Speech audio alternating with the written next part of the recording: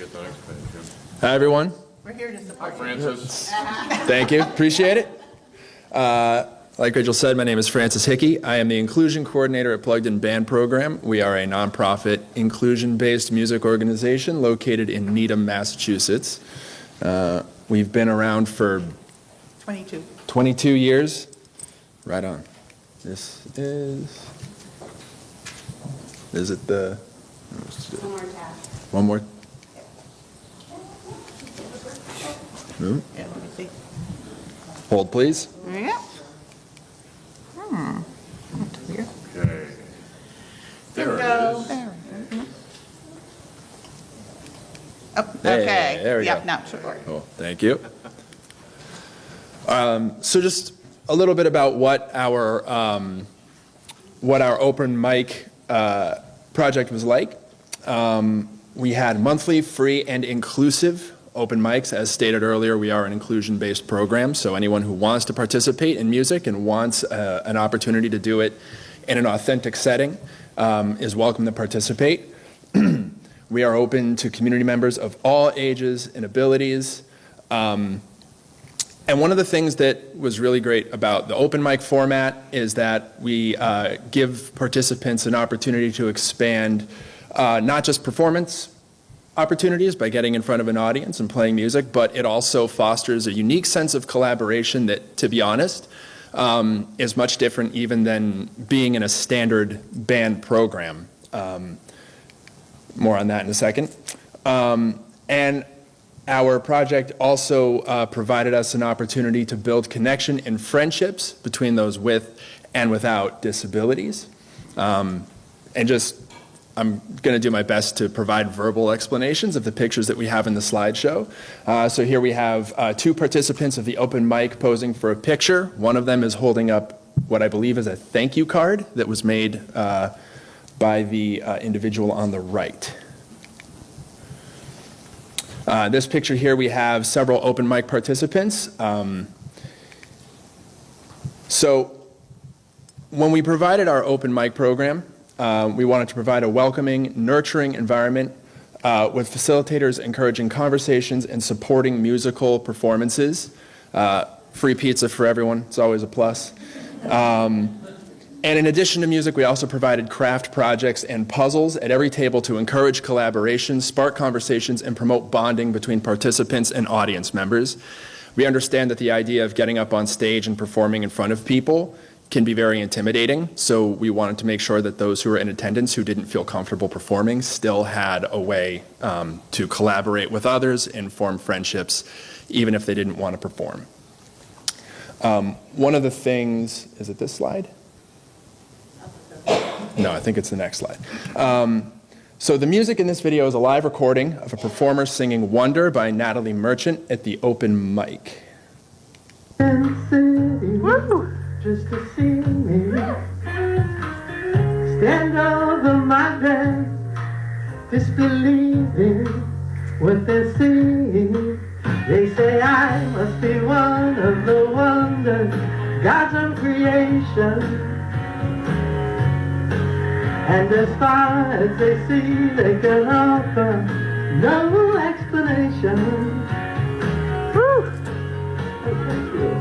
Newspapers ask intimate questions, want confession. Reaching into my head to steal the glory of my story. They say I must be one of the wonders, God's own creation.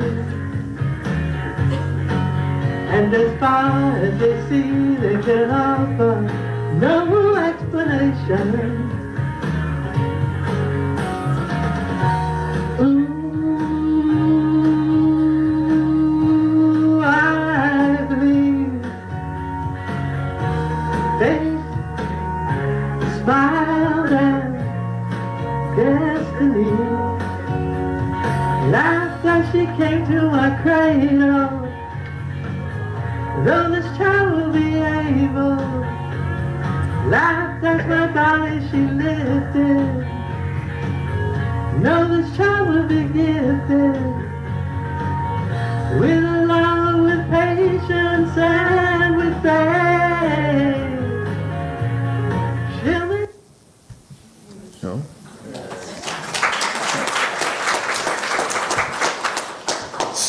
This here is a testimonial from a participant in the open mic, one of our disabled participants. He says, quote, "I like that I can perform in front of people with my own favorite music and also sit in with other people when they need a drummer or keyboard player to form an instant band. I have an opportunity to play with other musicians that I don't have at home." And this is something I think that's very unique about an open mic format as opposed to our standard band format, which is in conventional band-centric programming. Usually it sees the same group of individuals coming together every single week to prepare for a single performance at the end of the session. They're typically playing the same songs. And it's great, but when you're doing an open mic, it's different because you may be playing with a completely different set of musicians every single week. You may not be playing the same song twice in a row.